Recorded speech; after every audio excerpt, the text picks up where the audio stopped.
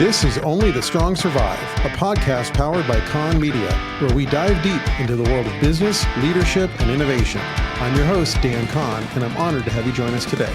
So, let's get ready to learn some survival skills together. Hey everybody, it's Dan Kahn with a special episode of Only the Strong Survive. Normally we just kind of go straight into these things, but I thought this episode needed a little bit of an intro. For those of you who don't know who Tim Kennedy is, he's a pretty well-known guy. He is a UFC fighter. He is a Special Forces Green Beret. He owns about 10 different businesses around the country, and he also does a lot of work through an organization that he founded called Save Our Allies. And we were really fortunate to get Tim on the show. The way that came about, we'll actually talk about on the show, but he had reached out to us and we had talked about some other stuff. And we were planning on having him on the show anyway. And then we thought we were going to have to cancel because through Save Our Allies, Tim ended up going to Western North Carolina and running rescue and recovery operations, saving people who are victims of the flooding and the hurricane there. And at the last minute, we found out that he was going to have a short break in his rescue efforts, and he managed to squeeze in an hour of time for us. So we're really grateful to Tim and his team that he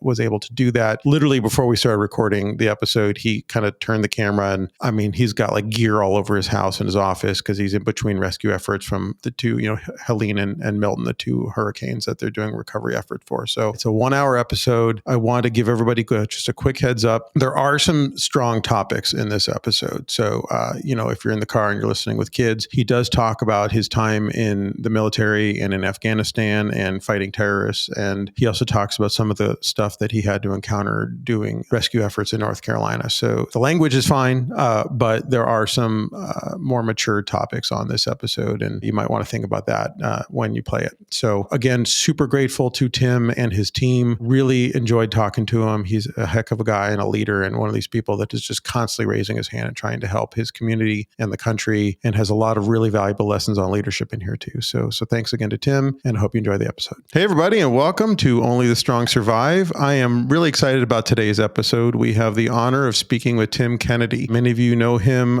from his time fighting in the UFC, Army Green Beret, successful multi-time entrepreneur, and he's also been on the front lines of some really important efforts through an organization called Save Our Allies, including doing hurricane relief just very recently in North Carolina, and we'll talk about that. Tim is involved in a lot of different business ventures, and so just excited to have him on the show. So first of all, Tim, thanks for being here, and I know you've got a lot going on. My pleasure, Dan. It's good talking to you. Likewise. So I guess for just background, we kind of got connected because you were posting about a Land Cruiser that you picked up and said you wanted to do an overland build, and I just sent a note and said, hey man, we do a lot of stuff in overlanding, how can we help? And how's that project going? Is it moving? I think we're like 80% done. I'm actually picking it up today because I'm going to be doing some shenanigans with it on Monday. So like exhaust is done, suspension's done, wheels done, power brakes are in, comm system, navigation system, all the racks, all the storage. We went like completely idiot. We went over the top with everything. That's the fun part. You got to go full ape shit on those things, right? Yeah. Yes,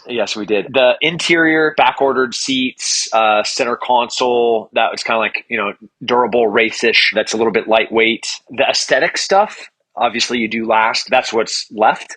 So functionally, we're like 80% done. So we're super close. I'll be filming a zombie competition against Jared Taylor from Black Rifle Coffee. His rally car and my Land Cruiser, we're going to set up this big range, and we're going to see who can kill more zombies in a given set of time. That's awesome. That's really cool. And so I have no doubt. What was the motivation? Was it like, why did you decide to get into the overlanding thing? In the military, I did a lot of trips as small unit, like, 1, 2, 4-man team stuff. I've been cruising around Africa in like Defenders and Land Cruisers, in Ukraine with Land Cruisers, had this love and affinity of doing it, and had occupationally done it. But the military has this power of taking something that is so fun and taking all of the fun out of it.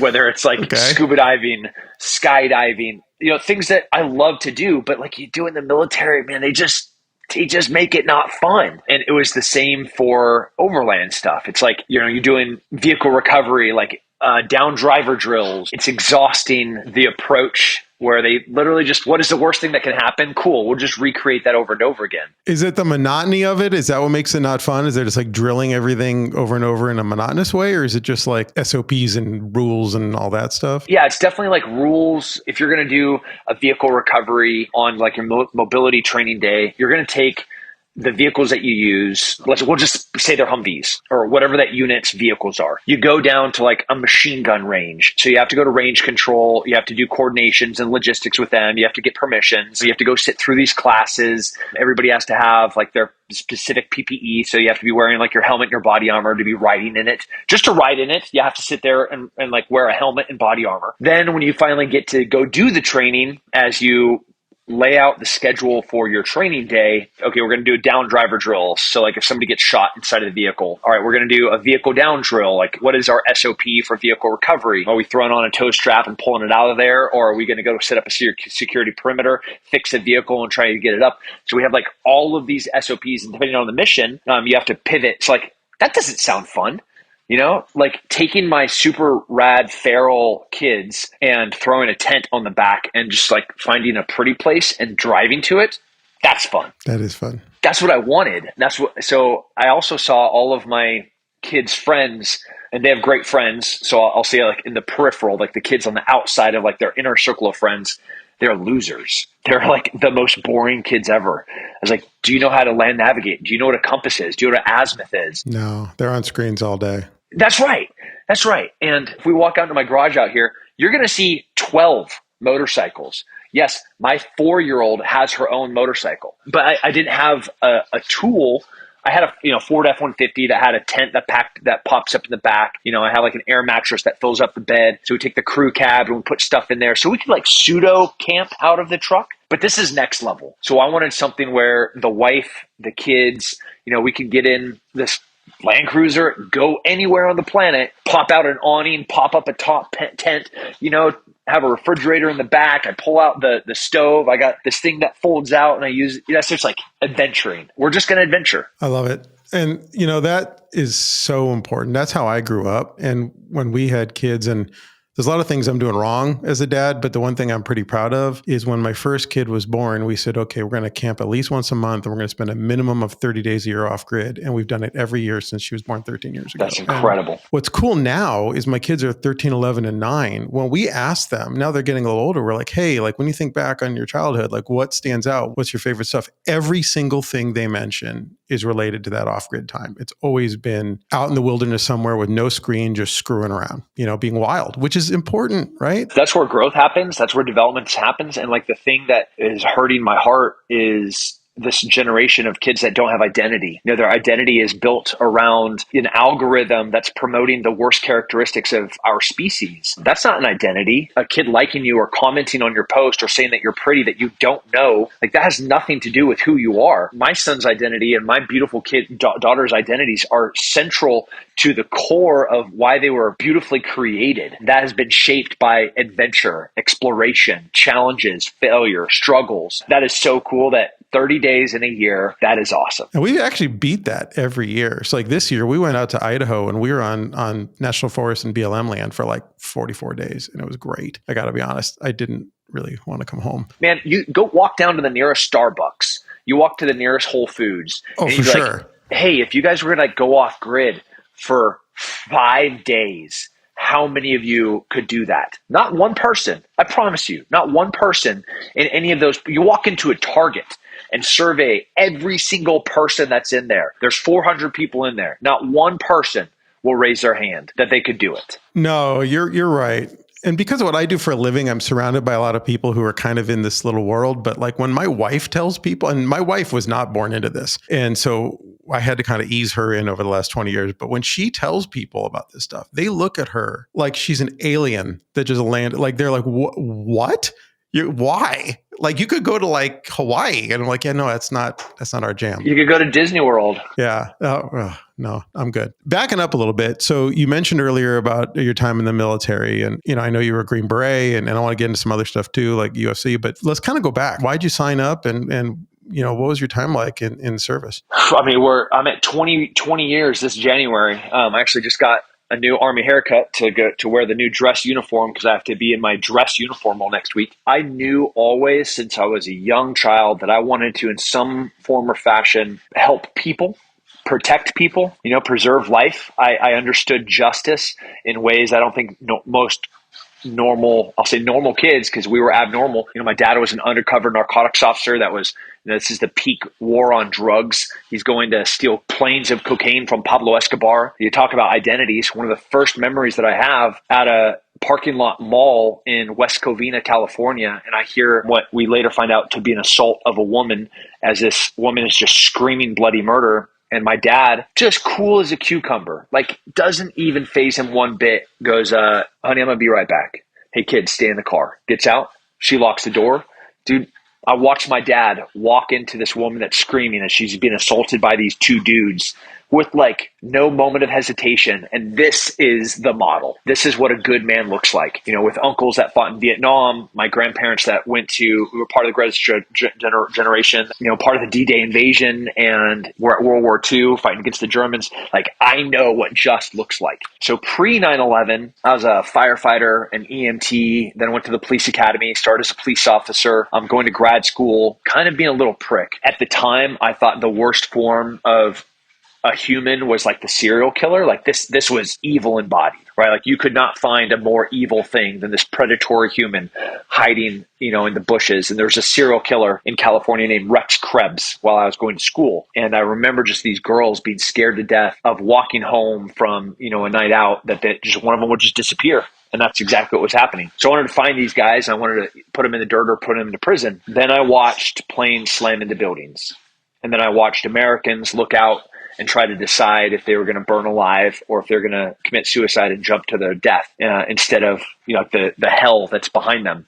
And that was the first time I was like, I don't know what this evil is, because we didn't, right? We didn't know radical terrorism, violent extremist organizations. We didn't know what that looked like. That was my first peek as what evil looked like at scale. Unless you're in Africa, unless you've been in a coup, genocide, we as Americans had never seen violence at scale. And then I was like, I don't know what that is, but I'm going to find whoever did it and I want to kill them all. And that was the beginning. So I walked to the recruiter's office on September 11th and started knocking on doors to try to figure out how I could get in the fight. That was the beginning. That's amazing. So you enlisted, went in, and then when did you decide, how does it work getting into special forces? Was that right out of the gate? You're like, hey, how do I get into this? Or almost all special operations, you have to be in the military for 3 to 5 years before you can go and test yourself as, a Green Beret, go to BUDS. But there are small programs that give you a pathway from the time that you enlist. You get promised a selection spot if you do certain things.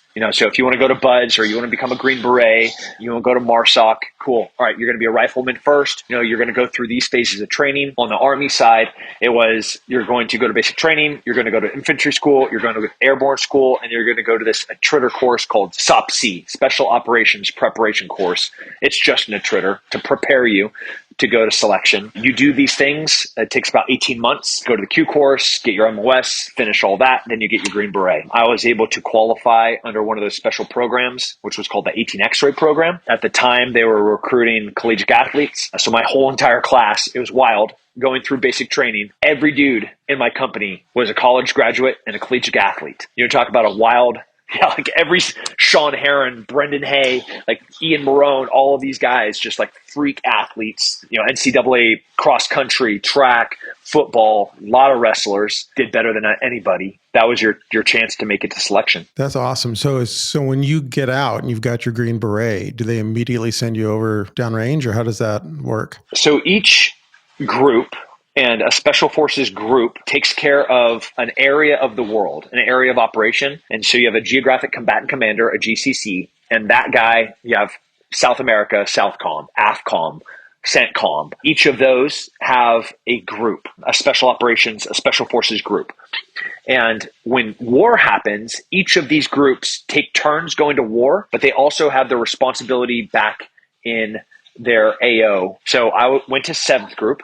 7th group was in charge of South America, and then we were taking turns rotating into combat. I was a Spanish speaker, so went to 7th group, and I was super blessed to be selected to go to an organization within Special Forces, very unique and small, and it was a counterterrorism hostage rescue group called the CIF, the Commanders in Extremis Force, then called the CRIF, the Commanders Reconnaissance Force. Once I got selected to go to there, I immediately went to combat. I think I was one of the first 18 X-rays to go to the CIF, and probably the last because I didn't deserve to be there. I was not yet ready. What do you mean? I was young, egotistical. I thought I was invincible. I thought I was the fastest, the strongest, the best at everything I did. And you want that in a soldier, right? Like you want that faith that, yeah, I'm going to run up that mountain and I'm going to fight that position. I'm going to kill everybody inside of it. You want that. But within special operations, there's supposed to be like a maturity and a diplomacy, discipline and complexity with that individual that's kind of intrinsic to who they are. That had not yet been developed in me. But how old are you at that point? You're like early 20s? Yeah. I mean, that kind of goes to the territory a little bit, right? Especially you get a bunch of alpha dudes out there. And so does that get beaten into you? How does that work? Like, just it does. I was embarrassed, made mistakes, and learned. That's what this whole show is all about. That's how I've learned every lesson of my life, is screwing stuff up. All right. Well, and then you re-upped a bunch of times, right? So you obviously 20 years in now. So as you kind of evolved in your time in the Army and you kind of transformed from being sort of, sounds like kind of arrogant, to becoming a leader, how did that happen? Was that just a slow progress? Did you have like a wake up moment where you're like, holy shit, I got to get this figured out? How did that work? Yeah, I'm still in that process for sure. I do not have it all figured out. I do not know everything. I hate positional leaders. It's like positional authority. Like, hey, I'm the commander or I'm the team sergeant, so like you have to listen to me. I never want that, and I've never wanted that. I've always been like, hey, I'm the best at my job. I know what we're doing here, and I'm absolutely imperfect. I don't know everything. Thank God we're a team, but like I'll put everything that I am into this, and I will make the best decision that I have with the information that I have, and like we can all succeed together, or we're all going to fail together, but it's going to be one or the other. I'll do the best that I can. There definitely wasn't like a moment. It's been an ongoing thing that I'm still in the refiner's fire of learning how to do it better. Wow. That's a lot. It takes humility to say that. And I think that's most good leaders, right? Constantly just grinding. The Sergeant Major of the Army, his name's Mike Weimer. And he's a former unit guy. He's a former Green Beret. He is like the operator of all the operators. Like he has the resume that like you drop this thing on the table. There's very few people in the military after 20 years at war that could, hold a candle to anything that he's done. Yeah, all of the things that he's done. And he is the most humble, man, I'm still figuring it out. And he's the Sergeant Major of the Army, like a former Delta Force operator that you're just like, come on, man. Like how... He's just the best. And so I have mentors and role models like that I just aspire to be like. That's awesome. And I think more people probably ought to take that approach to leadership. Just kind of humility. You're in the Army, you're kind of going back and forth. When do you start fighting? Is that like, are you already kind of doing it just as a workout and it turns into something else, or where does that enter the picture? I turned pro right when I was 18. When I enlisted in the Army, I was top 10 in the world. I just won the ECC title and middleweight 8-man tournament, beating at the time the best 8 guys on the planet. It was hard. Going from walking into them as a main event, people screaming your name and your picture and name being like projected up on top of things to, Specialist Kennedy, or as once you finish basic training and airborne school, you lose your rank, you lose your name, you become a roster number. Yeah, they call you candidate, stud, roster number if you're in trouble, So you're going from headlining fights that are like massive screaming crowds to a number. That's right. Man, that's a realignment. How does the ego do with that? My ego has taken lickings since the beginning. I've never been as smart as I thought I was. I've never been as strong as I thought I was. And I've never been as good as I thought I was. In literally every element of my life, in the fighting. I fought for the world title 2 times, against guys that are... I watched, yeah. Yeah. Then you also watched me not become world champion in both of those instances. Do I believe that I was the better fighter? Absolutely. Do I also believe that I was the number 1 fighter on the planet for a good number of years? Absolutely. A lot of people would argue that. It's a hard thing for the ego when the thing that you can never call me is the former world champion, because as a 2-time title contender that lost both times, that ego gets put in check often. I mean, I don't know if you're the only one, but it's got to be a very small number of people who is, you were going back and forth between the UFC and the Army kind of in real time. Like, how does that work? How did you, first of all, what's like I don't know much about the red tape of the military, but are they cool with that? Like, how does that all work? They're cool with it. They weren't cool with it. They are cool with it. They're not cool with it. As I'm not fighting anymore, but I have a huge public presence, millions of people that follow me on social media. I have 10 businesses that touch the defense and military and security space. And, some of them are like the standard, like tactical training, for example, Sheepdog Response. Like, I don't think anybody does it better. So even now I deal with like, wait, how does this work? Ultimately, like, I have a really clear line in the sand. And even all the way back to when I was fighting, like, I never wanted anything from the military for my fight career. I would take leave on a weekend and go and fight. So in the Army, when a couple of sergeant majors were watching television and they saw Ranger Tim Kennedy with a shaved head fighting for the IFL International Fight League from Fort Bragg, North Carolina. There's no Rangers assigned to Fort Bragg, North Carolina. And then they saw this like jacked guy with a shaved head from Fort Bragg, and these two Special Forces Sergeant Majors were like, that's one of our guys, isn't it? Like, it has to be.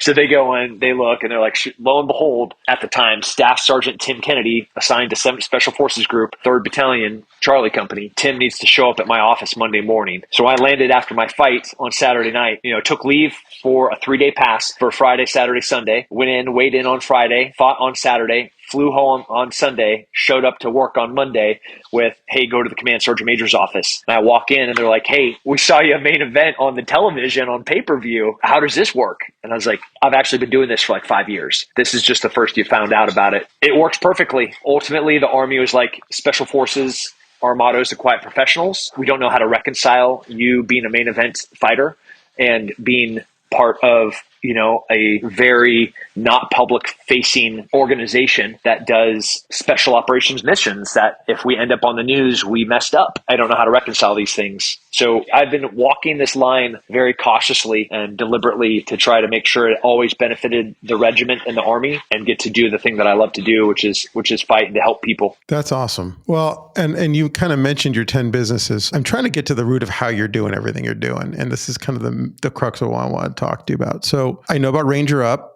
And you've got a cool merch business there and all sorts of stuff attached to that.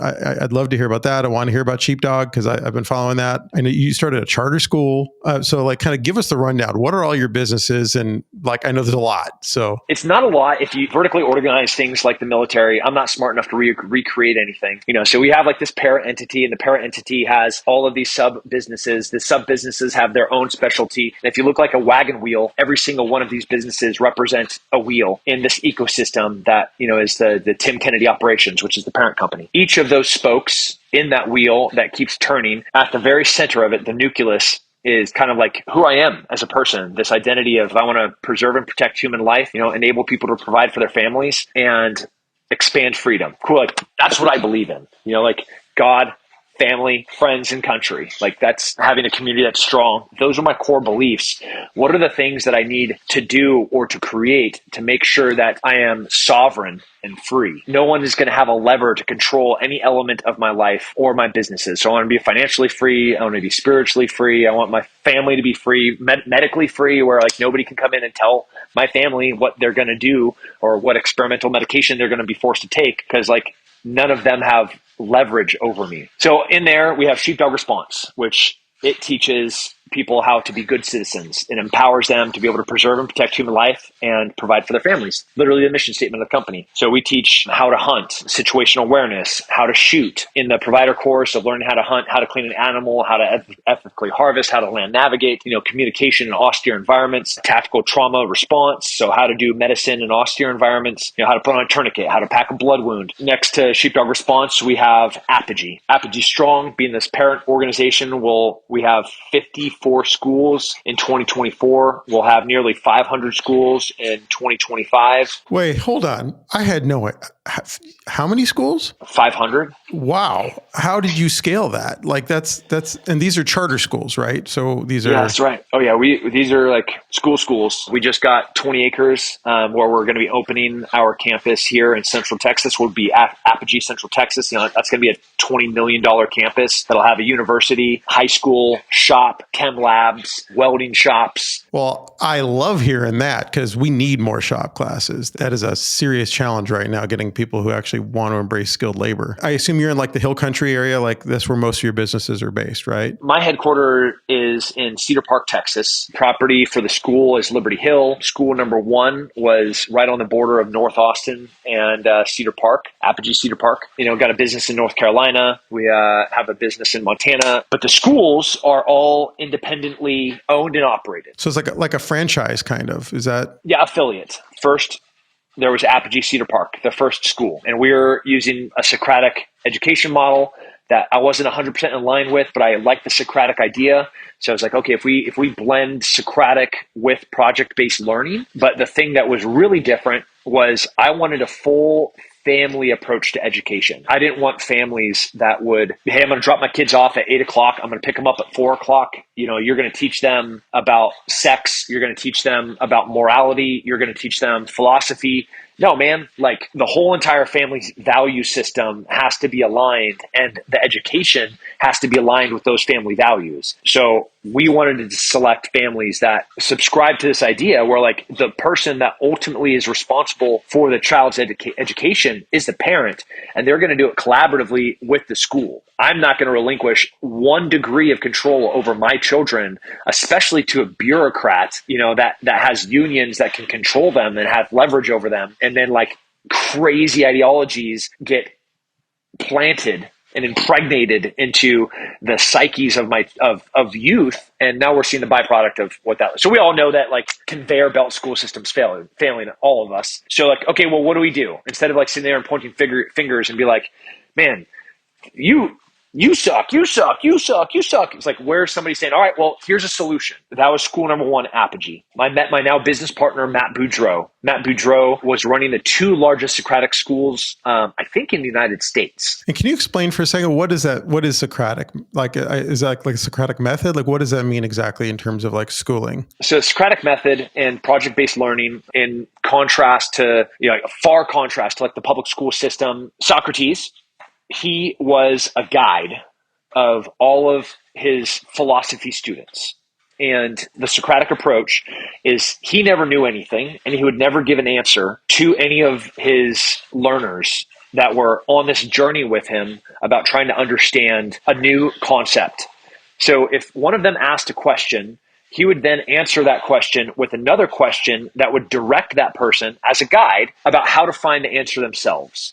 So it forces critical thinking, but the person that is responsible for learning is the individual. It's not the teacher's job to like make you memorize things so that you can regurgitate things on some standardized test. Rather, the guide's job is to enable that one individual to think and critically think for themselves so they can find the solutions themselves. So then when they go to take a test, they don't need to memorize anything. They just understand the material. It's a big, big difference. If we just use like the Texas STAR test as an example, are we really teaching kids math? Or are we teaching kids how to take a test to perform at grade level so they can be a representative of the school and how that school performs in that test? I am in it right now. I got 2 kids in middle school that are literally coming home with 6 hours a night of homework, just studying, just rote memorization. It's just, they're literally just stacking the deck for test scores. And I'm like, you guys are not going to need any of this. You're not going to need it. Why don't we just teach these brilliant, and they are brilliant. They're so much smarter than us.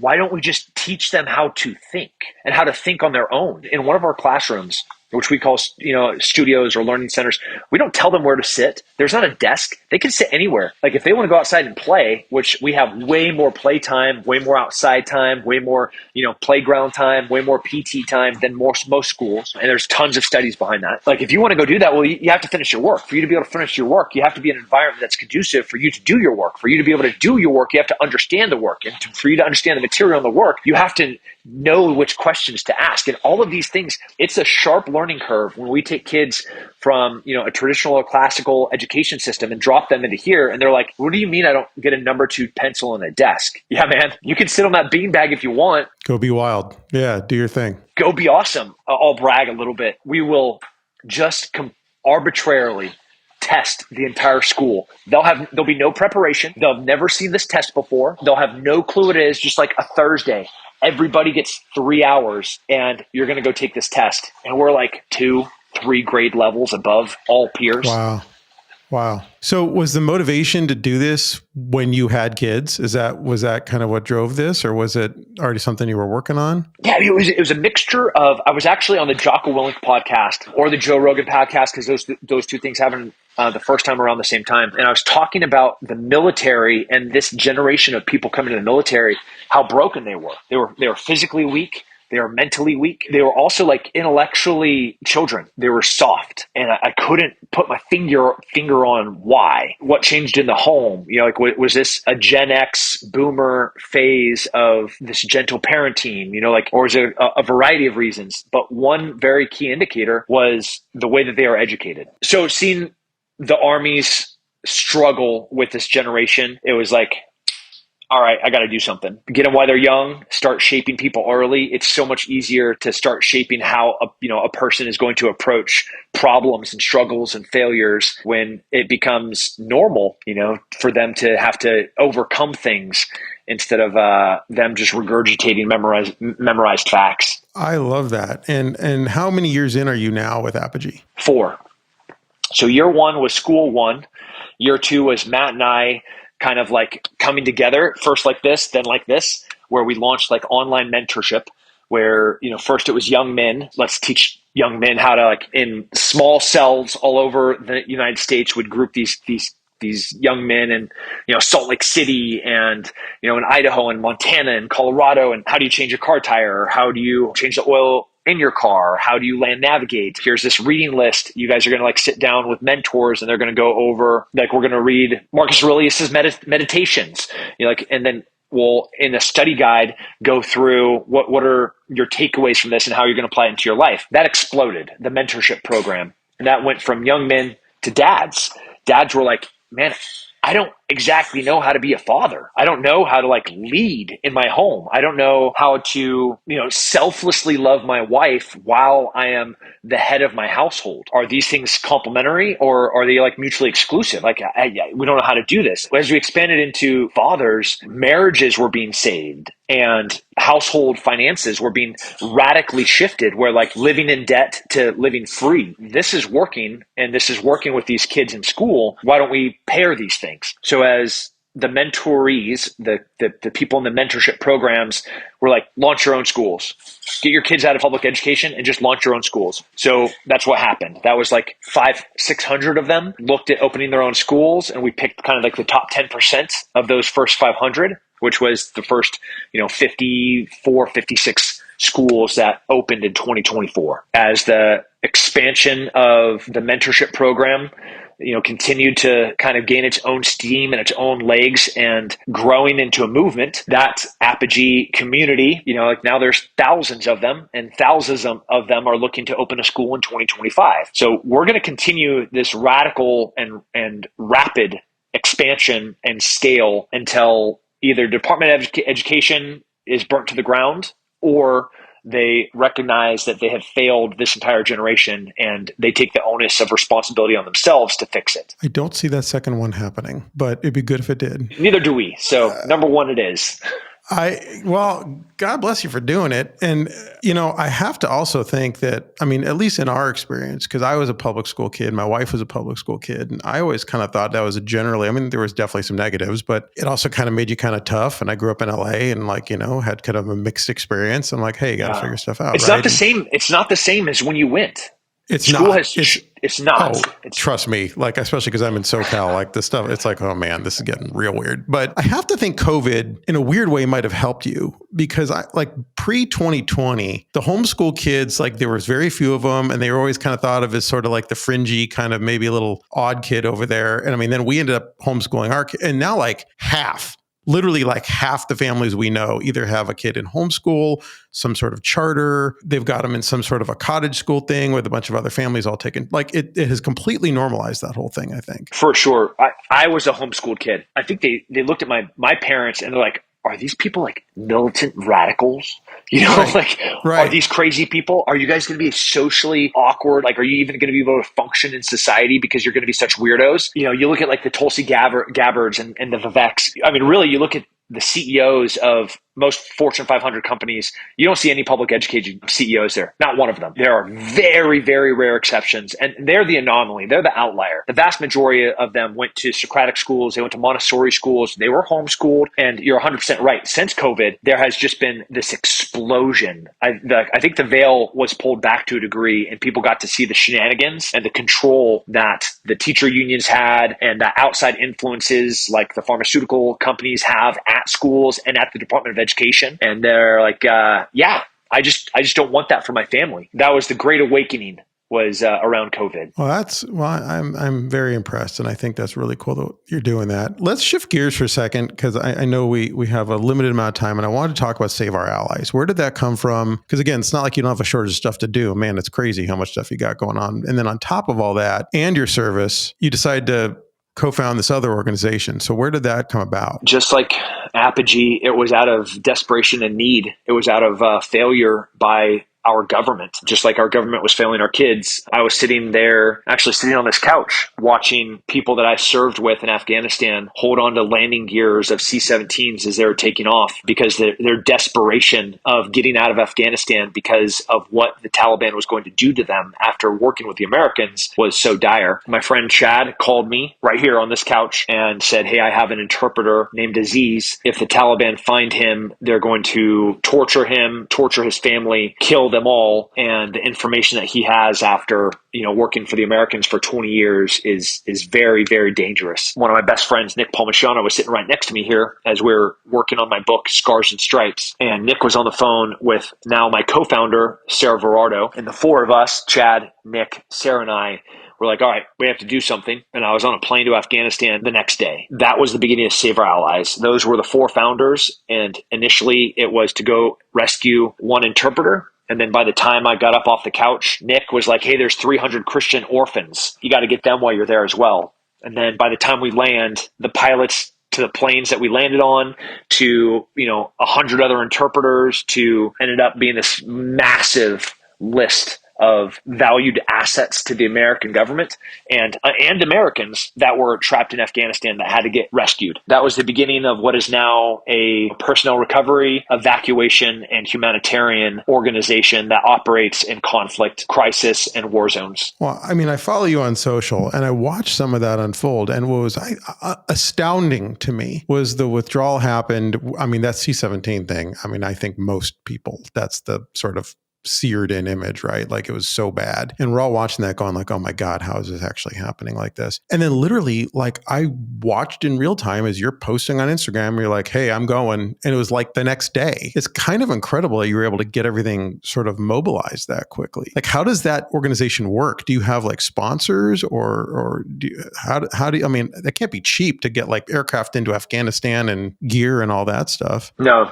Nothing's cheap. 20 years in special operations. I have worked for really, really great leaders. Those great leaders put their careers on the line to try and do the right thing. They empowered me with permissions and authorities and information. Everybody thinks like, first of all, there's no way that Tim Kennedy gets on a plane and flies to Afghanistan without like the permission of people. It was wild. The danger that is confirmation bias. There's a bunch of trolls. There's a bunch of people that don't like me, and that's totally fine. I love you guys. Like, do whatever you want.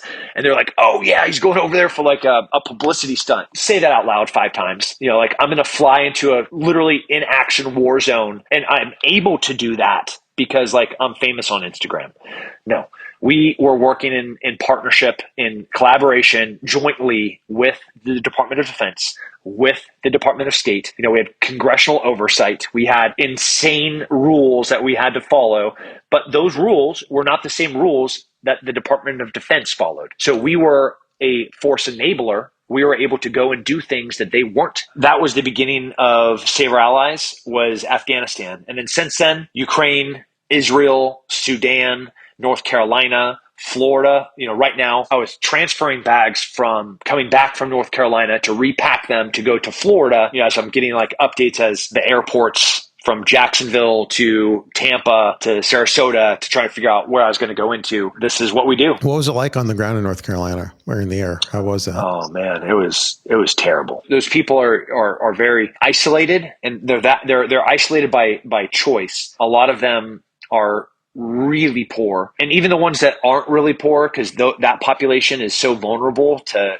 disasters like this. But then the people that have like self-selected, like there were people that are isolated because they have no other option. They're just poor. And then there's people that were isolated because they wanted and have needed to be, separate from society. Well, those groups of people that are up in the mountains of South Carolina, Tennessee, and Western North Carolina, their lives are being held together by like this tiny little thread. You saw entire communities like Lure Lake, Black Mountain, Hickory that are just gone. The water levels were up to rooftops, like entire houses disappeared. 20, 30 houses in one valley get swept down into, they'll never be found again. The people will never be found again. They're 20 feet under mud. They're just going to be remaining missing for forever. And I mean, it was horrific. I cannot thank you enough for doing what you guys did. And we've been in contact with your team, and we've gotten some gear to them and some water filtration systems, and we're going to try and do more. But man, that's got to be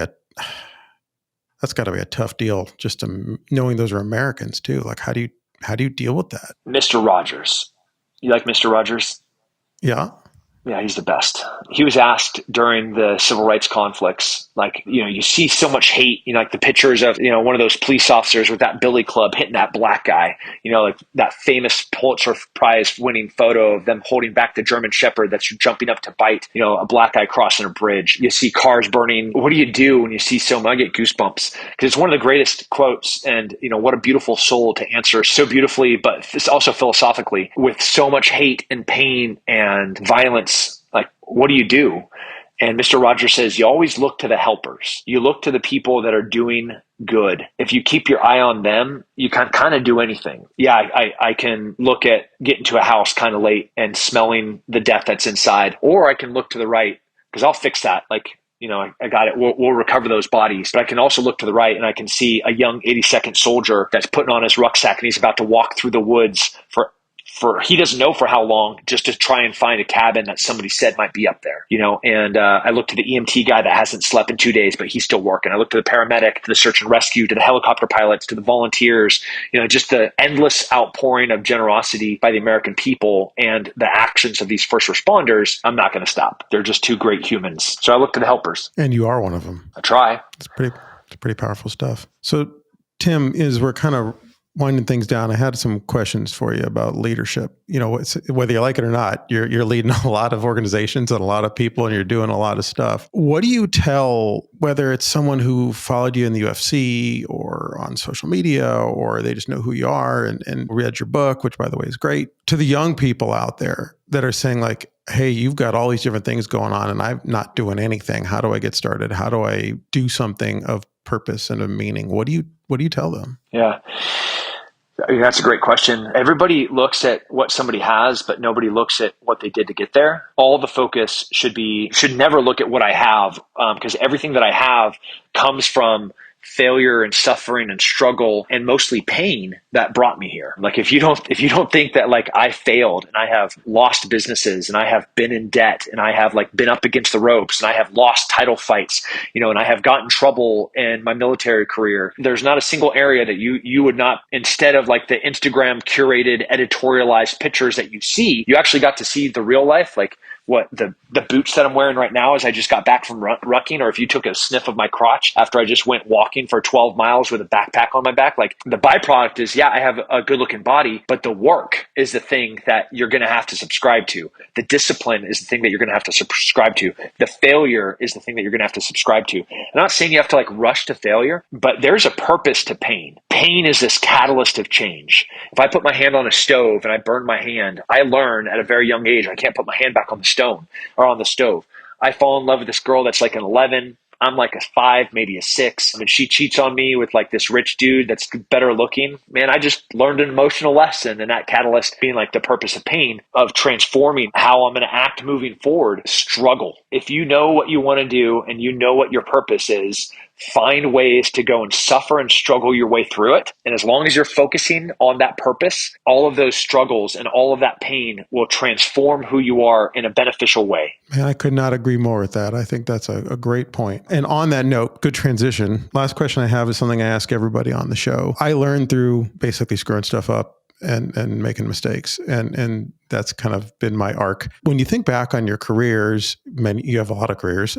What's the biggest mistake you made and what did you learn from it? It's the same lesson that I still learn. And no matter how many times it's taught to me, I have to relearn it. Nobody's going to do it for you. No help is coming. Whether it's you're a business owner, you're an entrepreneur, like if the toilets have to get cleaned, you got to clean them. If the pipe has to get fixed, you have to fix them. Save Our Allies is not a small organization anymore. We're nimble, we're mobile. If there's people drowning in North Carolina, you're going to go pull them out. Or you're not. There's not an area.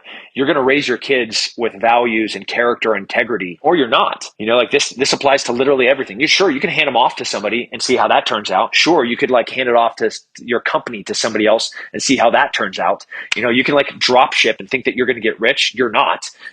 You are either going to do it or you're not. There's no easy button. The purpose of pain is real. Believe in the process of struggling through the refiner's fire to ultimately have something beautiful on the backside of that. That's how we get strong. Great advice. Thank you. Tim, if people want to follow you, if they want to learn more about your different organizations, where do they go? What do they do? SaveOurAllies.org. Donations to support Save Our Allies. Tim Kennedy, MMA, or Tim Kennedy on most everything. They're verified, 1 million follower. They're big accounts. That's all the social media stuff. Sheepdogresponse.com is our training company. Dan, you definitely need to come out and do some courses. They're super fun. You got an open invite. I'm in. All right, it's a date. Thank you. All right. Thank you. Yeah, we got a place in Austin, so I'd love to come check that out. That sounds awesome. Well, cool. Well, thank you very much, Tim, for coming on the show, and also just thank you for everything you're doing for the community and for our country. I think it's important. So thank you for coming on Only Strong Survive. For our listeners at home, if you enjoyed this conversation, please subscribe and leave a review and share it with your friends. And again, thank you, Tim, for coming on today. Until next time.